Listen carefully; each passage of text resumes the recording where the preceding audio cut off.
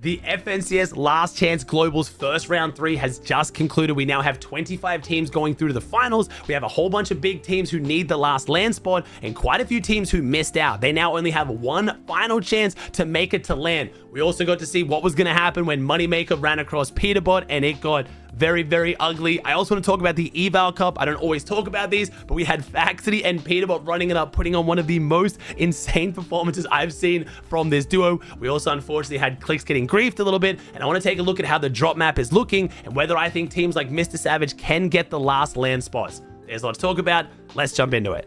I know I'm a day late to this one. I'm sorry. I had a bit of a family emergency yesterday. Had to deal with something with my daughter, so I couldn't record, but let's talk about it today. What happened with the LCQ round 3? Remember, the top 25 teams from this round go straight through the finals for their last chance to make land. So any team that is not on this list, they have the last of the last chance. They have one more chance to make it a top 25 to be able to make it to land. And this lobby is already looking very stacked. I'll run through the whole list and then I'll talk about some teams I want to in a bit more detail. So first up, we have Rax and Yanis winning it all. Since Rax went to 0 ping, my man is looking very, very strong right now. Chino, Pablo, Chap, Flixie, Velo and Zynox, Swizzy and Pixie, Wazza and Nova, Dam Damus, Skyjump, Zhu, Shura and Fincheck, Vidil and Pradaj, Blaha and Snoz Q, Nebs and Nathan, Prism Casper, Akira Podesai, Hari Kami, Mr. Savage and Truly, Focus and Thomas, Marius and Fredoxy, Nefrizzi and Vanya, Dinus and Frantic, Seti and Yapko, Alba and Una, Axe Force Bevies, Doom Matisse, and Huddy Fishy, with Sayaz and Scary just missing out in top 26. Now, that is an unbelievably stacked lobby. I really hope we get as many good pros in the next 25 as this, because this finals is shaping up to be ridiculous. You will notice, though, we are missing some big teams. We have no Sky Scroll, no Sharktini, no Vico Malabuka, and way more. This is not an easy qualification to make. Mr. Savage and Truly managed to clutch it up. If you look at their match history, they got a 14 elim win. They got 3 seconds and 8. They played really well and they weren't even 30 points clear of qualifying. There is some huge teams that missed out on both regions that really need to clutch up now on the last round. Now remember, teams that are already qualified to land are able to play in this round. It does mean if they qualify in the finals, if they get top 2 or whatever, it will keep rolling down past them. And luckily for Savage and Savage fans right now, 9 of the 25 teams that just qualified already have a land spot. Meaning at this point, top 10 could get the land spot for a team like Savage, and that's not even without the other 9 teams that could get added. Remember, there's 18 teams on EU qualified to globals right now. Half of them just made it in the top 25. That is very, very good for any team you're cheering on here who still needs a land spot.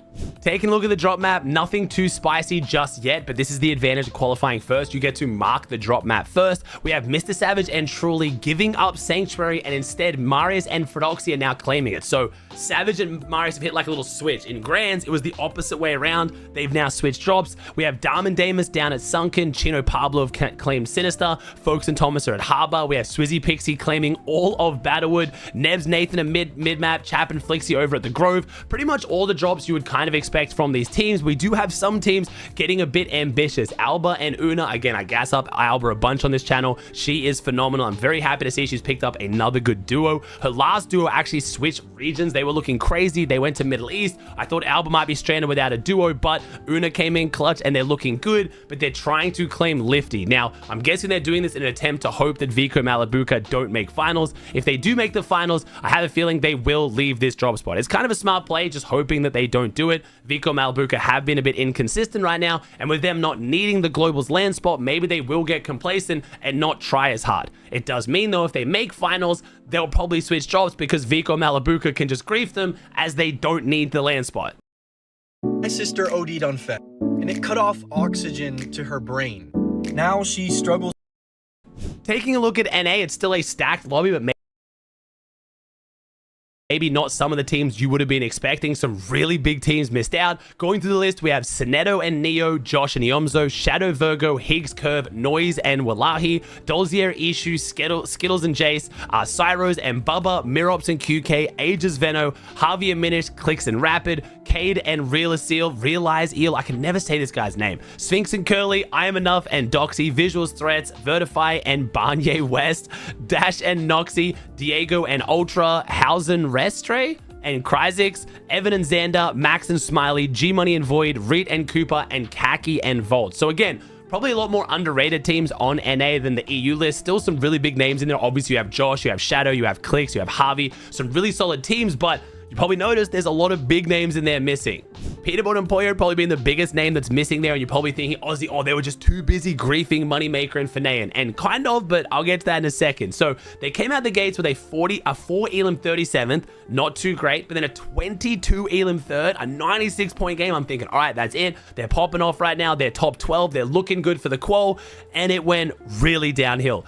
46th, 45th, 29th, 32nd, 50th, 14th, 32nd, 27th. They just kept going further down leaderboard. Now, they did at one point get a bit of revenge and payback on Moneymaker.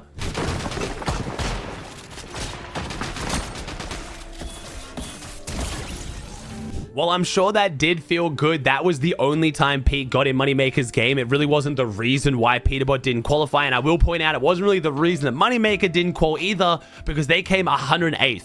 Moneymaker was nowhere near qualifying whether they went down to Peterbot or not here. So Pete has made it clear if he finds Moneymaker, he is going to play extra aggressive to make sure he takes him down. But it wasn't quite the full-blown, like, you know, Q sniping that I think a lot of the Pete fans were hoping for a bit of revenge. I will say, though, with the way Money was playing, it wasn't necessary. So in this next round of qualifiers, potentially, we might see Peterbot try to be a bit more active, or he might just try and lock in and get the qual so he can then potentially take Moneymaker down if he makes the finals. Of the 12 already land qualified teams on NA, 6 of them did just make this finals. So just like EU, half of the overall qualified teams are here. So it is looking like a good lobby, and it does mean teams that need that land spot will have that extra chance of getting a roll down. But right now, I would say the NA lobby isn't as stacked as I was hoping, but I'm expecting the NA round 2 to be very exciting. I think the second set of rounds will get a lot of those big teams up in the finals we are expecting, because a lot of them were quite close in leaderboard. They just kind of fell off a little bit towards the end. It does now mean that on both regions, the winners and second place did not make it to finals yet, showing this is a pretty tough round of Fortnite. Taking a look at the drop map, it's all pretty much standard to be expected. Clicks and Rapid are going Sanctuary. We do actually have contested Heatwave Harbor, and funny enough, it's not Shadow Virgo. We have Sphinx and Curly going up against Josh and Iomzo. Now remember, Sphinx and Curly need the land spot, Josh and Iomzo don't. You're probably wondering, where's Shadow Virgo? They've actually gone to the car wash split, and the reason why they're doing that is Shadow and Virgo are preparing for globals. They're practicing this drop for globals, which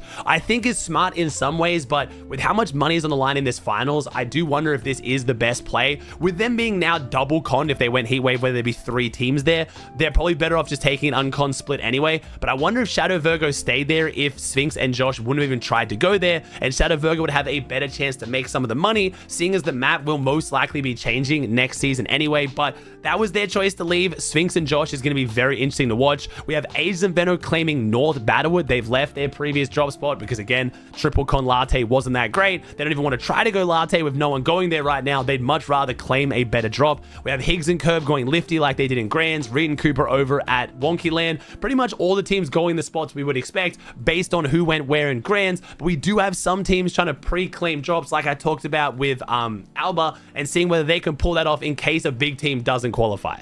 Speaking of new season, we are starting to get a few leaks. I do want to make a video talking about the new season, but I kind of want to make an entire video on that. I'll make it more focused into a video rather than just kind of sticking at the end of this video. So that will be coming soon. Don't worry. I am very, very excited for the new season.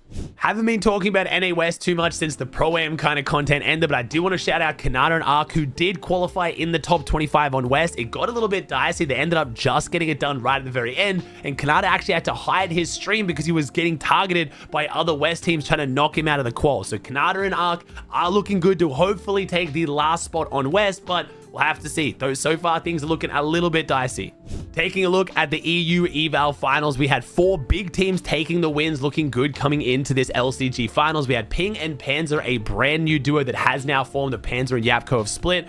I have been a big hater of Panzer Yapko, just like I have with Chap and Flixie, not because I don't like the players, but because I love the players and I want them to see them do better. And that's what we're now seeing with Ping and Panzer. They got a 4 Elim 13th, a 3 Elim 12th, nothing too crazy, but then 11 kills second and a 6 kill win, being the best team in the Eval finals, their first proper tournament together. Focus Thomas also looking really good though, a 5 Elim win and a 10 Elim second. Marius and Froxy coming out with an 8 Elim win and a 3 Elim fifth, and then Cringe and Twy with a 2 Elim 8th, a 6 Elim win and a 2 Elim 8. So a few teams finding a lot of consistency in the current format. Rax and Yanis doing very, very well as well. Chino and Pablo getting an 8 Elim third, but It's an eval cup. I won't freak out too much. One team I will get excited for about an eval cup is Faxity and Peterbot, who decided to queue up the NAC Opens. They played phenomenally. They got a 6 elim 9th, a 9 elim 6th, a 10 elim 4th, and then coming into the last game, they needed like a 75-ish point game to qualify, which is basically like a 10 kill win, and this happened. Nice. 30. Nice. 150. Never mind. I'm trying. Nice. Step back. In the cone. Why? Oh my god. We're almost almost. Come on. We don't. Shock up. Wait. How many maps do you have? I have 5 builds. I have. Drop. Nice. I'm using mid. Get a slower, kid. Get us lower, kid. No shot. Ready? Jump. 3, 2, 1. Oh, nice. No, that's fine. That's actually really good. Only 2 ticks. That was perfect. Oh my god, if they win. No way. No. There's 11 points left. That's 281 if they win this. There's 281 if they win. Wait, 2 enough? We did it, baby. I know they got the kills. That's got to be enough. Surely that's enough. I just collided them. Oh my god. He collateraled them. Out, baby. Unfortunately, as exciting as that was, as phenomenal as that finish was, they ended up falling short by 1 single point. It was a 9 kill win and they needed 10. Honestly, I cannot give enough credit to Faxity throughout this whole tournament. My man has really well and truly leveled up in the last month. His awareness is looking amazing. He's listening to Pete, and shout out to Peterbot. That is the most calm I've ever heard Peterbot play with Faxity. And you could tell that's why Faxity wanted to make the finals so badly. He finally got to play with Peterbot, not trolling him. He was giving good comms, he was IGLing him, he was respecting Fax's decisions, and honestly, they looked really, really solid. Super unfortunate to see it come down that close. I would have loved to see this team in the finals, but I do really want to give a huge shout out to Fax and how much he's improved as a player over the last month. It's been very fun to watch. Peterbot again, I'm not sure why he didn't want to play with Pollo. I don't think there's any drama there. I wouldn't freak out. It didn't look like there was any beef. I'm pretty sure they were actually all in a call before NA started. They were just chatting. I think probably one of them suggested a play, and Pollo was like, yeah, I'll just go play with Aegis. Veno's not playing anyway. So before you look too much into it, Peterbot and Pollo aren't beefing. They're not freaking out because they sold grands. I think they just decided to have some fun because they never take the eval cups that seriously anyway.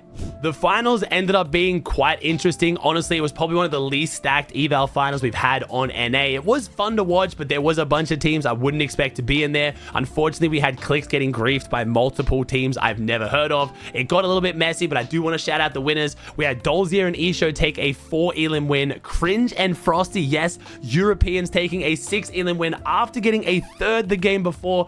Boji and Electro got a 9 kill win. I hope we get an Electro video on that one. And then Jagu and Carillion taking the win in last game with a 4 elimination win. I'd do anything to see this concert. I'd call upon my coven of internet witches. You shouldn't have to. This is reserved. 2 tickets saved for real fans. Now's your chance. 1 second you're tucking them in, the next, your heart's racing. The police are on their way. Until you remember, you're protected.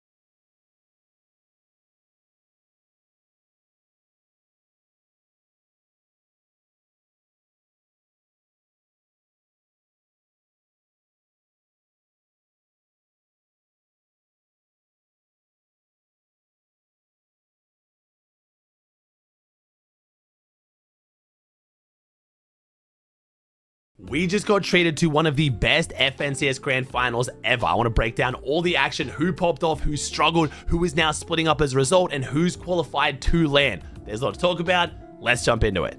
Grand Finals videos always overwhelm me. Like, there's just so much to talk about. I kind of almost just don't know where to start. But I think the easiest bet is just kicking off with first place on NA Central. We had Acorn and Bolts bringing it home in first on 617 points, meaning Acorn has now won 5 different FNCSs, Bolts has won 2. And it's worth pointing out, Acorn has won his 5 FNCSs in 5 separate chapters. Chapter 2, Chapter 4, Chapter 5, Chapter 6, and then now Chapter 7. Absolutely ridiculous longevity from Acorn. My man is holding it down for the hardcore IGLs. I say that, but honestly, his stats were really solid. He had 22 elims to Bolts' 25, and he had a 1.13 damage ratio to Bolts' 1.5.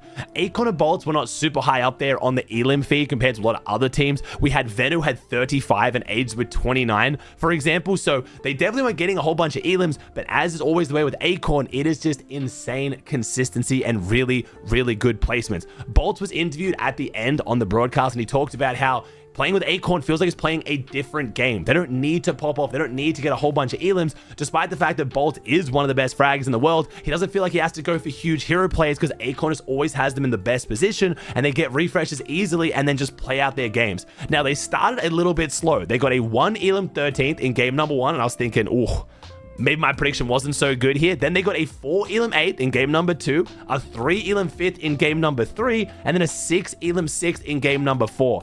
After that game number 4, they were in top 5, and they did not drop outside the top 5 for the entire rest of the tournament. They managed to get a 6 elim 6th, a 5 elim 5th, a 2 elim 5th. Then day 2 rolled around, pressure was on. They went into day 2 in that top 4 position. Unfortunately, things went a little bit rough. A 3 elim 17th, a 5 elim 14th. I was starting to think things might be getting a little bit rough here. They got a 6 elim 6th, bringing it back. But after that game number 9, they were in 2nd place overall before going down with a 3 elim 21st, dropping back down to 3rd place. They were still on the podium, but they had 2 games left and they needed to bring it home, and they got a 7 elim win in game number 11. So going into game number 12, they were in the top spot.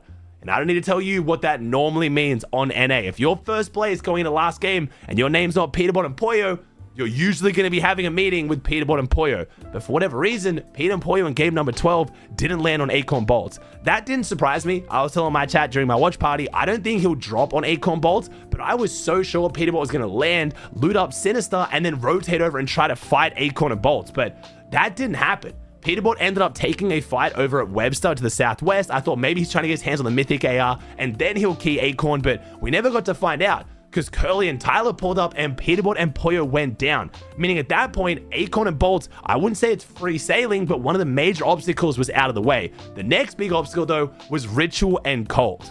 If you look at the leaderboard after game number 11, despite Acorn and Bolts being in first, they're only on 571 points to Colt and Ritual's 542. That is less than a 30-point gap, which is not really that much in a format where elims are worth 4 and a win is 65. Not to mention that we had Muzz and Rise just behind them in 3rd on 520, and like I talked about, Pete and Pollo on 509. So even though Peterbot and Pollo were out of the way, if Acorn and Bolts didn't still have a good game, Colt and Ritual definitely could have overtaken them. But Acorn and Bolts managed to hold on. They managed to get a 2 elim 7th in that last game, whereas Colt and Ritual went down on a 2 elim 9th.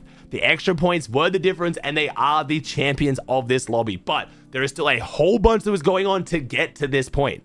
Despite Muzz and Rise being in first place going into the last 2 games, the end of their tournament was a bit of a disaster. They had a 0 elim 41st in game number 10, but they still held on to first, but then a 0 elim 23rd and a 0 elim 32nd, meaning they got 6 points in their final 3 games, saw them dropping down to that 3rd going into game 12, and then unfortunately into 5th overall. So Muzz and Rise, while they were in the position to maybe have a run for in that last game, they could have won the whole thing. They did drop out. It was really sad to see. Honestly, you guys know Muzz, one of my favorite pros. I've known him longer than any other pro on North America, going way back to our OCE days. Rise getting an FNCS win, his first FNCS win at the age of 24, would have been ridiculous and awesome for the scene, but wasn't able to bring it home. It actually ended up being Ages and Veno who came in 3rd overall. Yes, Ages and Veno. I did not predict this team at all, and I know I should. Grand Finals, the Veno buff is real, but Aegis and Veno were triple contested at Latte Landing. Not only that, they weren't even looking that good coming into it after having some rough off spawns against other big name teams, like Peterbot that we remember. They then tried to take Latte Landing, no one would leave, but despite this, they were still playing phenomenally. At the end of game number 6, they went down to 6th place overall. They finished day 1 in 6th. But even crazier, they could have finished day 1 in 1st. In their very last game, game 6 on day 1, they got a 1 elim 39th because Veno got lurked on a med vending machine. They went down with only a 4-point game, and that dropped them down into 6th. They had a phenomenal day, and I started to think, maybe I should predict Veno to do better, but like, surely he can't pull this off with triple con Latte Landing. Meanwhile though, he got it uncontested. Both teams ended up leaving. 20 ended up leaving right at the start of day 2, and I think about halfway through day 2, Madden's team ended up leaving as well. This was enough for Aegis and Veno to continue to have an insane performance, and with a 9 elim second in game number 12, Aegis and Veno jumped up to 3rd. That means Veno has top fragged the last 2 grand finals on NA as an IGL. 49 elims alongside Curve in the last grand finals where he took home the title, and then 35 now alongside Aegis. Aegis still put up a very respectable 29 elims, but that is absolutely ridiculous from Veno. But I do have some more stats. You've probably seen, Ozzy, you just totally went over Ritual and Cold. Don't worry, I'm going to give them their gas as well. I didn't even know this till someone pointed out on Twitter. Ritual has come top 2 in the last 5 FNCSs in a row. I feel like Ritual just goes completely under the radar, and when you're playing with someone like Cold, I can understand why. Cold played phenomenal this grand finals, getting 28 eliminations to Ritual's 14. He also had the best damage ratio in grand finals, the only player to have above 2 damage ratio, which just seems to be Cold's thing, right? When you think of certain players, you think of Queasy on high ground, you think of Cold with damage ratios. He just always seems to have like the best damage ratio every grands. And in net damage surge, that is one of the most important stats to get. Huge shout out to Batman Booger. Yes, Higgs did change his name back for this grand finals. Batman Booger and Curve coming in 4th overall, meaning Higgs is now finally, I say finally, it's only been a couple seasons of him IGLing, but he's now gotten his Grands IGL performance to prove that he is an IGL. I know a lot of you guys thought I was hating on Higgs and Curve in the past. Like I said, I feel like this duo had crazy potential. I just want to see them lock in and tell me who's the IGL, come up with a game plan and some accountability. If you don't have Surge, if you have a bad rotate, whose fault is it? Higgs said, look, it's going to be mine. I will be IGLing this duo, and he did it phenomenally. Curve also proving why he is the fragger, getting 31 eliminations to Higgs's 13. They played absolutely phenomenal out of Lifty. They are looking very, very solid right now. And again, I know what you're thinking. Oh, so wait, Higgs can only IGL when he's not playing with Clicks. And yes, well, Clicks had a very bad day 1. They brought it back on day 2, and I will get there. I'm going to go through the whole top 10. Muzz and Rise, I've already talked about here. Kingling and Craze. This duo just like seems to just keep popping off, and I feel like we just never see it. I don't know if the broadcast is just avoiding them. To be fair, they had a pretty rough day 1. They finished day 1 in 11th overall, which is not bad, but for a team that's already qualified to Summit from Globals, from Summit, I was kind of expecting a bit more, and that's what we got. They came out with a 10 elim 3rd in game number 7, jumping up to 7th place, a 2 elim 20th, a 2 elim 39th, a little bit inconsistent, then a 9 elim 11th, 4 elim 6th, and a 6 elim 5th. So they had a huge comeback at the end of day 2, and it really jumped them back up on the leaderboard.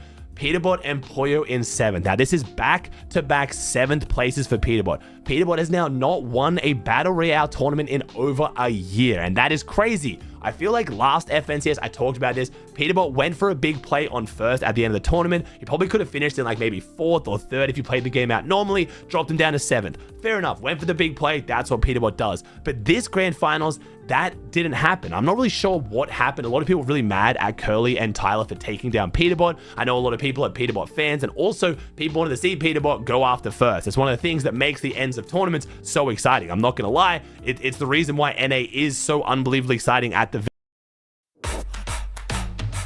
Real strength isn't pushing through pain, it's treating it.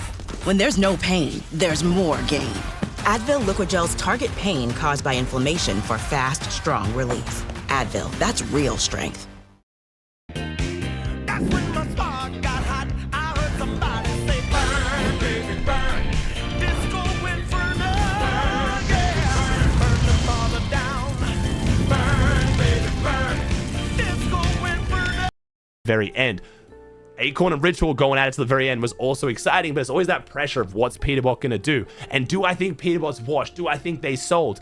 No, they did unfortunately have a situation of spawn. Moneymaker lurked in on Peterbot and Poyo in game 8, giving them a 0 elim 41st, a 0-point game, and that's when Peterbot dropped down on the leaderboard. He was first place going into day number 2. He had a 2 elim 9th in game number 7, holding on to that first place, but it was from that point he dropped down and unfortunately didn't break back inside the top 3. Now, I do want to defend Moneymaker a little bit here, though. I feel like people are telling the wrong story. Moneymaker also did this to Cold and Ritual on day 1 when they were in the top 3. Moneymaker and Fanayan had like 7 different drop spots they went across the whole weekend. They were triple contested at their mid-map split, so they pretty much just teeny stratted around the map. If you don't know what a teeny strat is, there's a whole bunch of teams doing it in this grand finals. Basically, you land on a bit of loot outside someone's POI or their split, you then rotate in and you camp on their split. You catch them off guard, you take them down, and then you steal their loot. Like I said, they did it to Cold, they did it to Peterbot, they did it to Booga, they did it to a bunch of teams throughout this tournament, but it wasn't only the big teams. I don't feel like this was targeted. I don't think Moneymaker was sitting there being like, oh, how can I ruin Peterbot's grand finals? They just came up with a strategy, and honestly, it worked really well.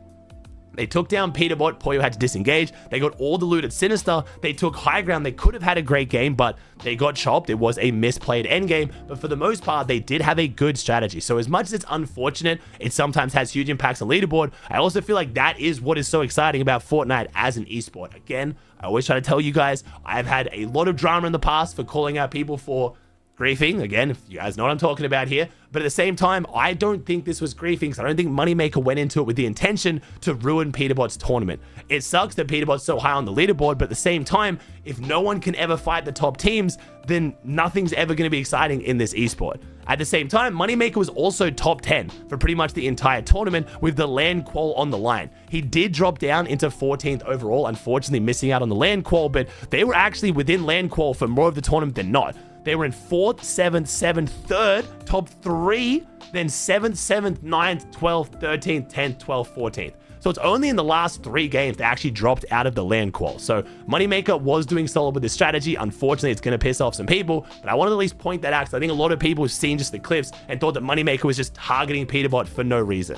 As far as what this means for Peterbot and Poyo, honestly, I don't really know exactly what their issue is. Looking at the stats, you can see they both did pretty well. Peterbot got 26 eliminations, Poyo got 21. Pete had a damage ratio of 1.95, and Poyo had a damage ratio of 1.64. While these aren't exactly the Thanos stats we're used to seeing from Poyo recently, he really has been looking like the best player in the world. I don't think he played poorly by any means. Alternatively, I think there's definitely some decisions that could have gone a little bit better where Peterbot did lead them into issues where they went down early or maybe had some problems. So I don't think either player is to blame here. People are always going to point the finger at one or the other, but I also don't think there's anything to panic about as long as Peterbot and Poyo do lock in 4 globals. This team just came off the back of a 2nd at LAN. They are not washed by any means. So even though it's unusual to see so many tournaments in a row where Peterbot and Poyo haven't won them, I think they still have huge winning caliber. They just have to lock in for the next one, and Peterbot's openly stated that LAN is where he really cares. That's where he locks in, that's where he grinds, that's where he wants to be back on top holding a trophy. So I think there's a good chance Peterbot and Poyo lock in even harder for globals, and we do see them back at the top of the leaderboard. I wouldn't panic just yet if you're a Peterbot fan, but it is unusual to see these placements out of Peterbot.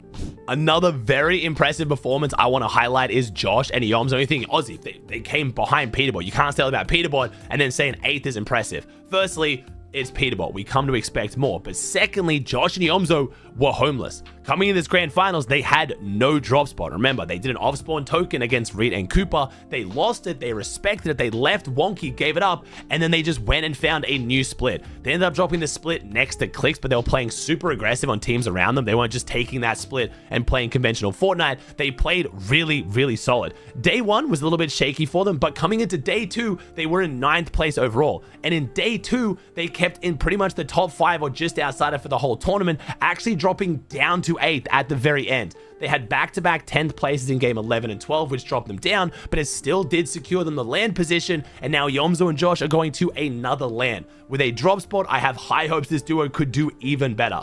In 9th, we had Golden and Ozone, who were actually in 1st place on day 2. They had a pretty disastrous day 1. They actually went into day 2 in 18th overall. They managed to get a 2 elim 9th in game number 6 to try to jump up there a bit, but their day 2 was phenomenal. A 6 elim 5th, 4 elim 5th, 3 Elam 3rd, 2 Elam 3rd, 1 Elam 7th, and then a 0 Elam 15th. So they had a huge day 2 to jump up inside the top 10. They already secured their ticket to Globals from Summit, so they didn't get the land spot, which means the final land spot rolled down to the new way to own your brand with Wix Harmony.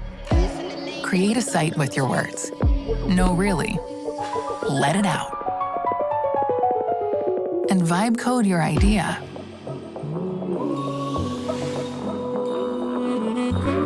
Into existence. Create the way you think with Wix Harmony.